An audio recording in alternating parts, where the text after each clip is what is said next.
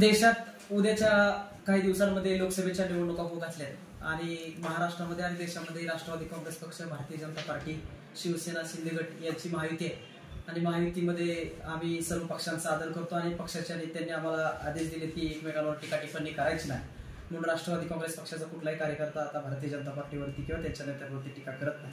परंतु अशा परिस्थितीमध्ये काल भारतीय जनता पार्टीचे तालुक्याचे अध्यक्ष यांनी सीमाोल्लंघन करण्याचा प्रयत्न केलेला आहे आणि त्यांनी या तालुक्याचे लोकप्रिय आमदार आदरणीय दत्ताभाऊ भरणे यांच्यावरती कळंब येथे झालेल्या 102 कोटीच्या विविध विकास कामांच्या उद्घाटनाच्या प्रसंगी जी त्या गावातील नागरिकांनी उत्स्फूर्तपणे आदरणीय मामांची घोड्यावरून हत्तीवरून जी मिरवणूक काढली, ज्या हत्तीच्या मिरवणुकीची राज्यभर चर्चा झाली, अशा ज्या मिरवणुकीवरती खालच्या भाषेत जाऊन आदरणीय मामांवरती टीका केली. त्यांनी त्या ठिकाणी पात्रतेविषयी बोलले. मला त्यांना या निमित्तानं प्रश्न करायचा आहे की आदरणीय आमदार दत्ताभाऊ भरणे यांच्या पात्रतेविषयी बोलण्या इतकी पात्रता आपली आहे का, हे सुद्धा आपण आधी तपासून पाहिलं पाहिजे.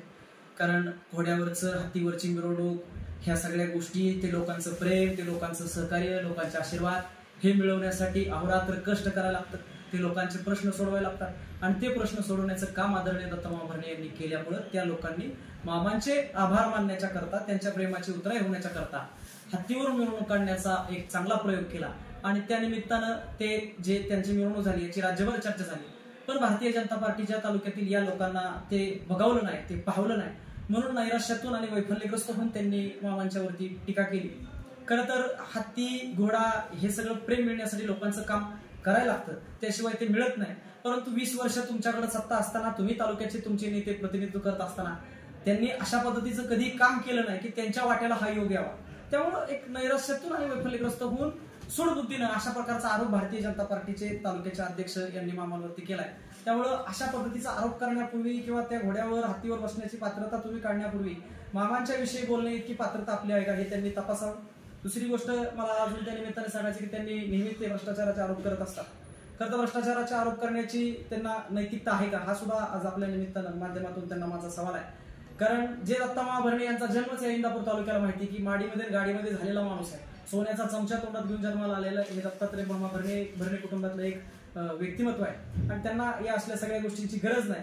शेवटी ते त्यांचा जन्मच हा गाडी आणि माडीमध्ये झालेला आहे. त्याच्यामुळं त्यांच्या नेत्यांची काय परिस्थिती होती फार पूर्वी आणि दत्ताभाऊ भरणे यांची काय परिस्थिती होती हे संपूर्ण इंदापूर तालुक्याला माहिती आहे. त्याच्यामुळं अशा पद्धतीचा आरोप करण्यापूर्वी त्यांनी स्वतःच्या मनाला विचारावं की ज्या बेलवाडी गावाचं ते लोकप्रतिनिधी म्हणून त्यांचे काम करतात तिथं किंवा त्यांच्याकडे त्यांच्या घरामध्ये ते तिथलं नेतृत्व असताना त्या पद्धतीनं तिथं होत असलेली विविध विकास कामांची जी योजना आहे, ज्या आदरणीय दत्ताभाऊ भरणे यांनी कोट्यवधी रुपयांची कामं सुद्धा त्या गावात दिली, ती कामं हडून पाडण्याचं काम किंवा ती कामं वर्षभर सुरू न होऊ देण्याचं काम ते का करतायत, कशासाठी करतायत, त्याच्या मागचे त्यांच्या डोक्यातली काय गणित आहे किंवा काय त्यांचा स्वार्थ आहे हे आम्हा सगळ्यांना माहिती आहे. त्यामुळं त्यांनी याविषयी किंवा अशा पद्धतीनं त्यांची स्वतःची नैतिकता आहे का हे सुद्धा बघितलं पाहिजे. कारण घोड्यावरची मिरवणूक आणि हत्तीवरची मिरवणूक याविषयी बोलताना त्यांनी हे पण बघितलं पाहिजे की हा सगळा सन्मान त्यांच्या वाट्याला कधी आला नाही, त्यांच्या पक्षाच्या वाट्याला, त्यांच्या नेत्याच्या वाट्याला कधी आला नाही.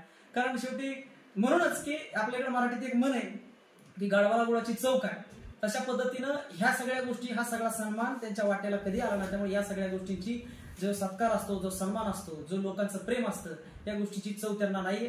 त्यामुळे नैराश्यातून वैफल्यग्रस्त होऊन ते आमदार दत्ताभाऊ भरणे यांच्यावरती वारंवार सातत्याने टीका करतायत. मला त्यांना या निमित्तानं सांगायचं की आता हा महायुतीचा एक भाग आहे आणि महायुतीमध्ये उद्याच्या येणाऱ्या निवडणुकांमध्ये वरिष्ठांनी आपल्याला सांगितल्याप्रमाणे एकमेकांना सोबत काम करायचंय, या ठिकाणी महायुतीच्या उमेदवाराचं काम करायचंय. परंतु अशा परिस्थितीनं महायुतीमध्ये अशी वक्तव्य करून तुम्ही मिठाचा खडा टाकण्याचं काम त्यांनी करू नये, अशा प्रकारची या आपल्या माध्यमातून आम्हाला आमचं त्यांना सांगणं आहे. कारण शेवटी ते अशा जर भ्रमात असतील की भारतीय जनता पार्टीची किंवा त्यांच्या कार्यकर्त्यांची गरज उद्याच्याला राष्ट्रवादी काँग्रेस पक्षाला या ठिकाणी या निवडणुकांमध्ये असतील तरी ठीक आहे, आम्ही त्यांचा आदर करतो, पण त्यांनी पण आमच्या नेत्यांचा आदर केला पाहिजे. कारण शेवटी जशी उद्याच्या निवडणुकीमध्ये आमच्या पक्षाला त्यांच्या मदतीची गरज आहे, तशी त्यांच्या पक्षाला सुद्धा राष्ट्रवादी काँग्रेस पक्षाची मदतीची गरज इतर मतदारसंघामध्ये. त्यामुळे एकमेकांच्या सहकार्याने ही महायुती पुढे जात आहे. देशाचे पंतप्रधान नरेंद्रजी मोदी यांच्या नेतृत्वावरती, त्यांच्या विकास कामावरती विश्वास ठेवून आदरणीय अजितदादा या महायुतीमध्ये सामील झाले. त्यामुळे आदरणीय दादांच्या सल्ल्यानुसार आणि त्यांच्या विचारांना पुढे घेऊन जाण्याचं काम राष्ट्रवादी काँग्रेस पार्टीचा कार्यकर्ता करत असताना त्याला डिवचण्याचं काम भारतीय जनता पार्टीच्या कार्यकर्त्यांनी जाणीवपूर्वक मुद्दा म्हणून करू नये आणि या तालुक्याच्या लोकप्रतिनिधीवर अशा पद्धतीची टीका करून या महायुतीमध्ये असलेलं चांगलं वातावरण बिघडवण्याचा प्रयत्न त्यांनी करू नये. नाहीतर राष्ट्रवादी काँग्रेस पक्षाचा कार्यकर्ता सुद्धा असा स्वस्त बसणाऱ्यांपैकी नाही. फक्त महायुती आहे म्हणून आणि वरिष्ठांचे आदेश आहेत म्हणून आम्ही तुमचा सगळ्यांचा सन्मान राखतो, तुम्ही सुद्धा आमचा आणि आमच्या नेत्यांचा सन्मान राखला पाहिजे, हेच या निमित्तानं आज मी त्यांना या निमित्तानं सांगणं माझं आपल्या माध्यमातून आहे.